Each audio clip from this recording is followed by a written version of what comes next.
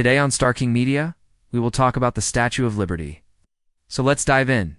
It stands tall in New York Harbor, a towering figure of hope, freedom, and welcome. But the Statue of Liberty wasn't made in America. It was built in France.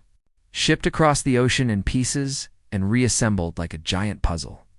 This is the incredible story of how the Statue of Liberty was built and how it got to the United States.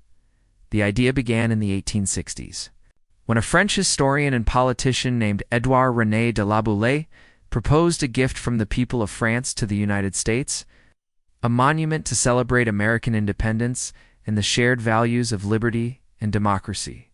To design the statue, France turned to one of its most famous sculptors, Frédéric Auguste Bartholdi.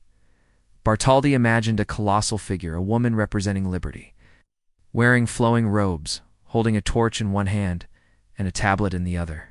On that tablet, the date of the American Declaration of Independence, July 4th, 1776. But Bartholdi needed help turning his vision into reality. So he teamed up with a brilliant French engineer, Gustave Eiffel, the same man who would later build the Eiffel Tower. Eiffel designed the internal iron framework that would hold the massive copper sheets in place, allowing the statue to stand tall and withstand strong winds. Construction began in France.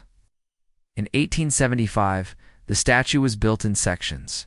First the arm and torch, then the head, then the body, all handcrafted out of copper, beaten into shape, using a method called repousse by Etienne Bashir.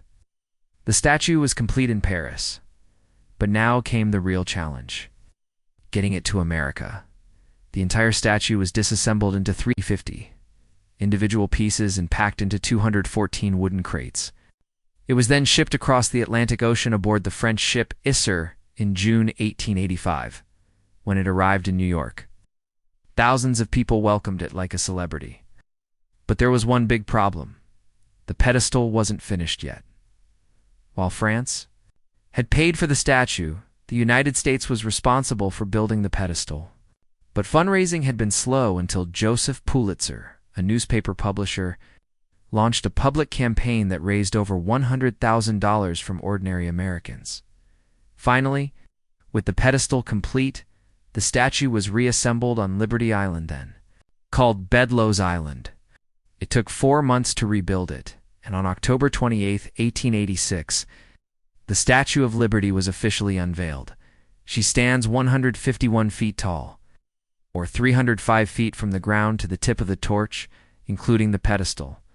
Over time, the statue became more than just a monument. For millions of immigrants arriving by ship, Lady Liberty was the first sight of America, a silent promise of freedom, dignity, and opportunity. Today, the Statue of Liberty is one of the most recognized symbols in the world, a gift from one nation to another born of friendship, shared ideals, and a belief in a better future. And though she arrived in pieces, she stands as one unshakable symbol of liberty for all. Thanks for watching. Leave a like and smash that subscribe button. Until next time, keep shining.